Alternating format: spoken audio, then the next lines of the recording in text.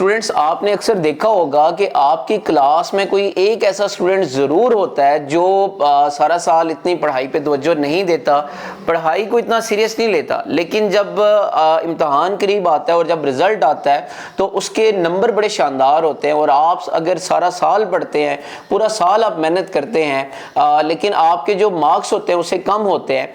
असल में मसला पढ़ाई में नहीं है, जो आपकी पढ़ाई की जो टेक्निक होती है, पढ़ने का जो तरीक़ाकार होता है, उसमें फ़र्क होता है। सो आज की वीडियो में मैं आपको 5 ऐसे तरीके बताऊंगा, 5 ऐसी टेक्निक बताऊंगा कि जिसको यूज़ करके आप इम्तहान में अच्छे मार्क्स हासिल कर सकते हैं। उसमें सबसे पहली टेक्निक वो ये है कि जब आप कोई भी टॉपिक देखते हैं जिसको आपने याद करना है, जब आप उस टॉपिक को याद करते हैं तो आप उस टॉपिक को इस तरह से याद करें कि आपने फिर वो टॉपिक किसी दूसरे को समझाना है, और आप उस टॉपिक को इस सेंस से याद करें कि वो टॉपिक इतना आसान हो जाए कि आप उसकी आसान वर्डिंग कर लें और आप किसी दूसरे को आसानी के साथ वो टॉपिक समझा लें।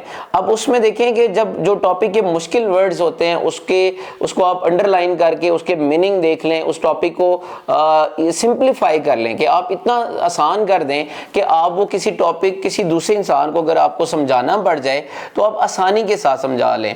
जब आप किसी टॉपिक को दूसरे को समझा लेते हैं तो फिर आपको लिखना, एग्जाम में, इम्तहान में लिखना आपके लिए बड़ा आसान हो जाता है। दूसरी टेक्निक ये है कि आप जब भी इम्तहान करीब हो तो आप अपने गोल्स ज़रूर बनाएं। आप देखिए, हर बंदा बात करता है कि गोल्स बनाने चाहिए, लाइफ में गोल्स होने चाहिए, हमेशा हाई गोल होने चाहिए, लेकिन कोई ये नहीं बताता कि उन गोल्स को बनाएं कैसे। एक बात याद रखिएगा, जो आपके गोल्स हों वो स्मार्ट होने चाहिए। आप स्मार्ट में जो एस है, एस का मतलब ये है कि स्पेसिफिक होना चाहिए।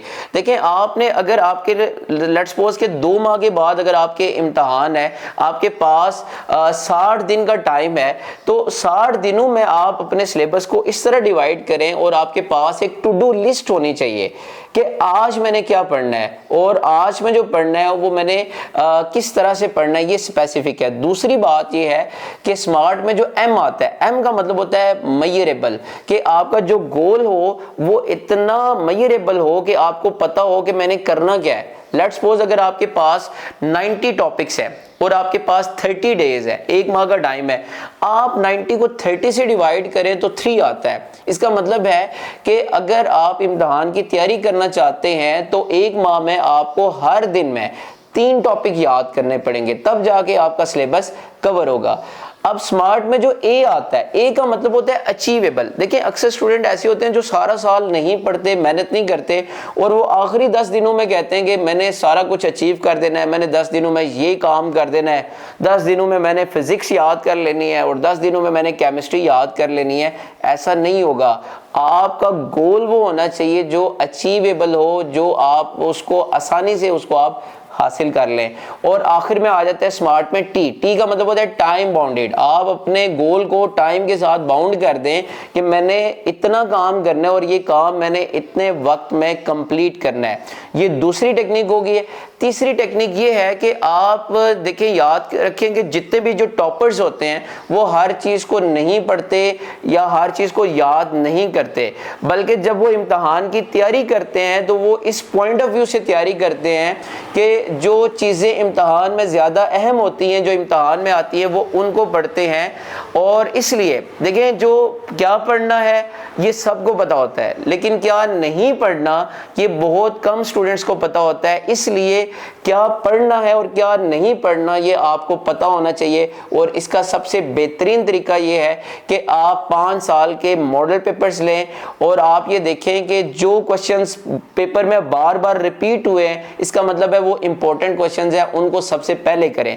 इसके साथ साथ जो टीचर होते हैं, आपके जो टीचर का एक्सपीरियंस होता है और टीचर को पता होता है कि ये जो क्वेश्चंस हैं या ये जो चैप्टर्स हैं वो पढ़ाई के लिहाज से, इम्तहान के लिहाज से बड़े इंपॉर्टेंट है, आप उनकी हेल्प ले सकते हैं।